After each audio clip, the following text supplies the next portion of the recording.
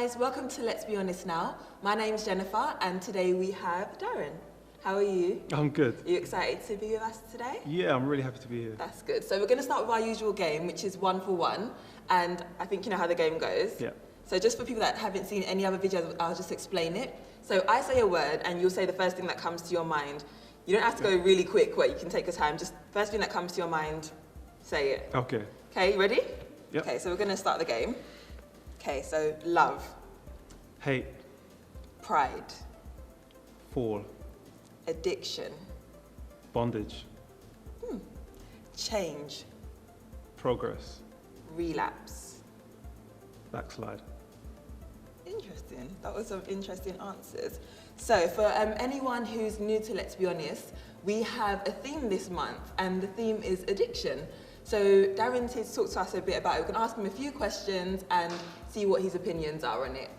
So, what is an addiction?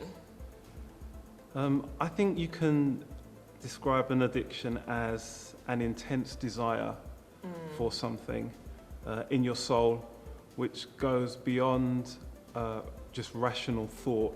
Okay. It's a craving that you will do almost anything to satisfy.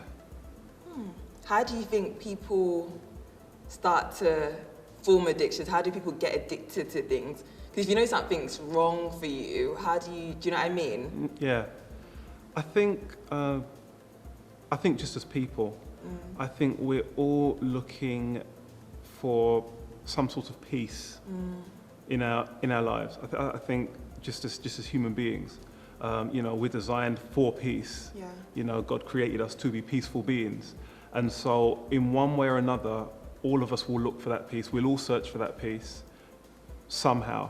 Yeah. And in searching for that peace, and in searching for almost like an outlet and a way of escape from just some of the things that are going on in life, people stumble upon different things. Yeah. And whatever it is they feel gives them that temporary feeling that they're looking for. They'll take it, and that can develop into an addiction because they need to keep that feeling in order to keep that sense of peace. Yeah. And so that can just spiral into an addiction to where the person becomes dependent upon that above almost all other things.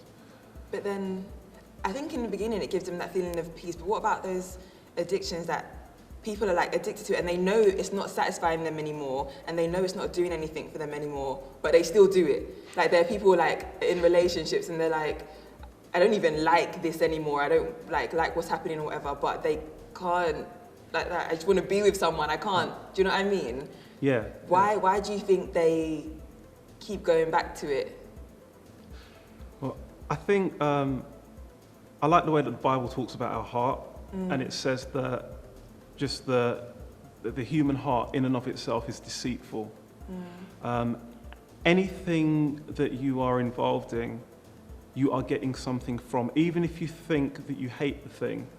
The truth is, as far as I understand it, that you don't, because what you hate, you stay away from. Yeah. So you may not like something, you may not like the results, you may not like the effects that it causes.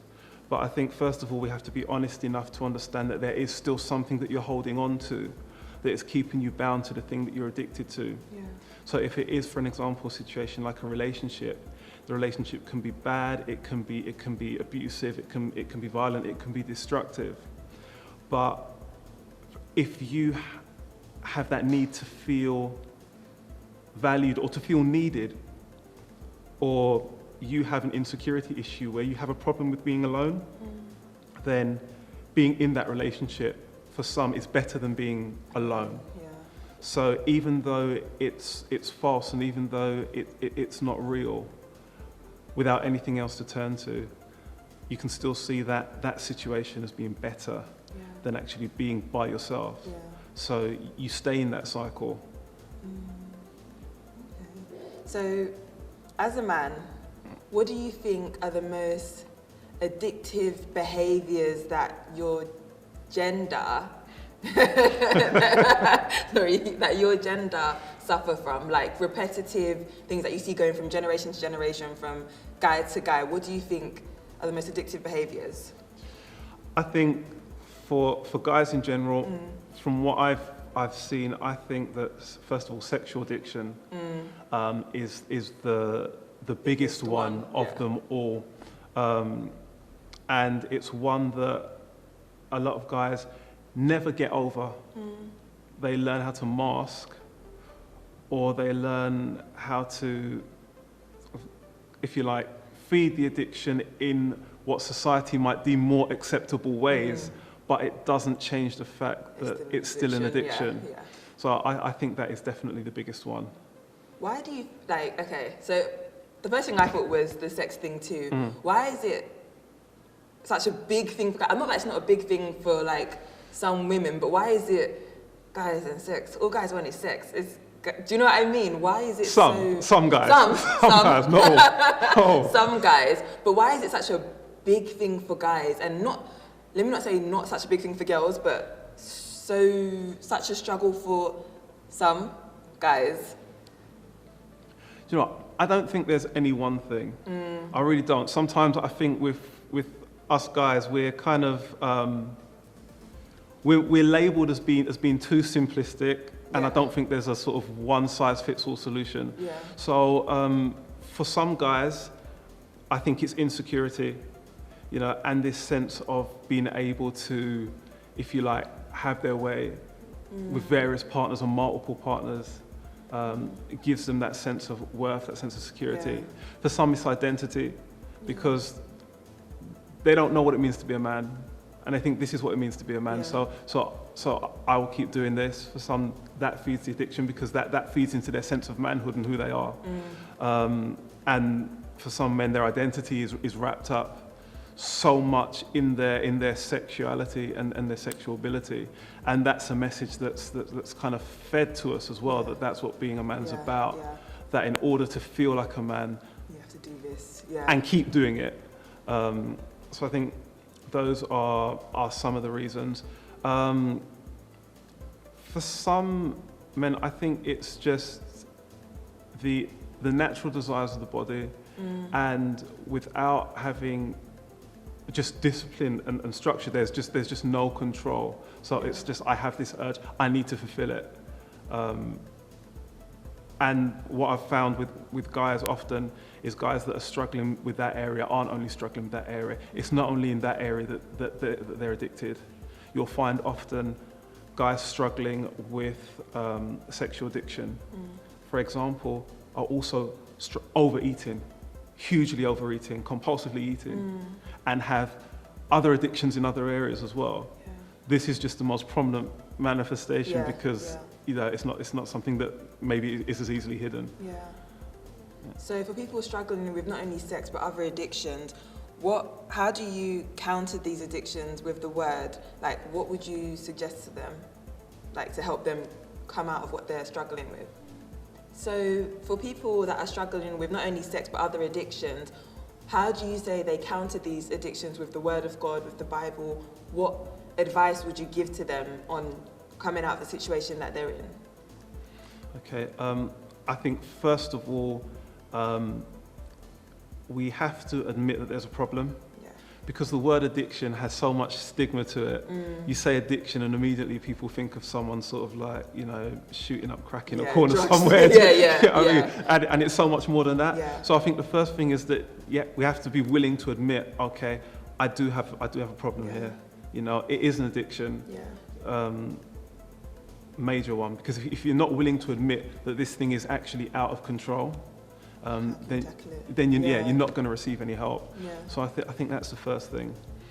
I think, secondly, we have to realise that, in a way, we are created to be, if you want to use the word, addicted to not so much something but someone.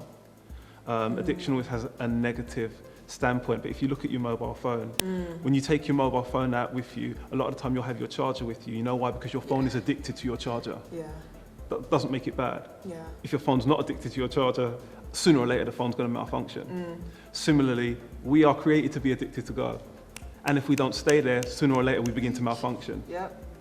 So I think we have to realize that it's a channeling of that desire elsewhere, in another direction, in the right direction. So in terms of countering it with the Word of God, it's about identity. It's about beginning to understand what God says about who He is and who I am in Him. Because there's a parable in the Bible that talks about the pearl of great price, when it says that a man found a pearl in the field. And the pearl was so precious and so valuable and so lovely that he sold the whole field for this one pearl. As you begin to look into the Word and understand your identity and who you are, if you truly commit to that and say, God, I want to find out who you are. I want to find out what you say about who I am. The more that you uncover about that truth, the more that you find about that truth, the more valuable it becomes to you. And sometimes we focus so much on breaking negative addictions, and that's not wrong. But as we look into that truth, we start to focus on actually running towards a positive addiction. And the more that you begin to understand who you are and move towards that, is the more that the negative addiction loses its power, because you found something more valuable. So it's not so much about not becoming addicted, it's about changing what you're addicted to. That was a different, sorry, I was like, preach. No, that was actually a very different way to, I haven't thought about it like that before. But I'm not going to get too deep. But thank you for being with us today. Pleasure. And thank you for joining us. Thank you guys for joining us as well. Make sure you check out all the videos on addiction this month. Scroll through, share it with your friends, Facebook, YouTube, Twitter, and let's spread the word.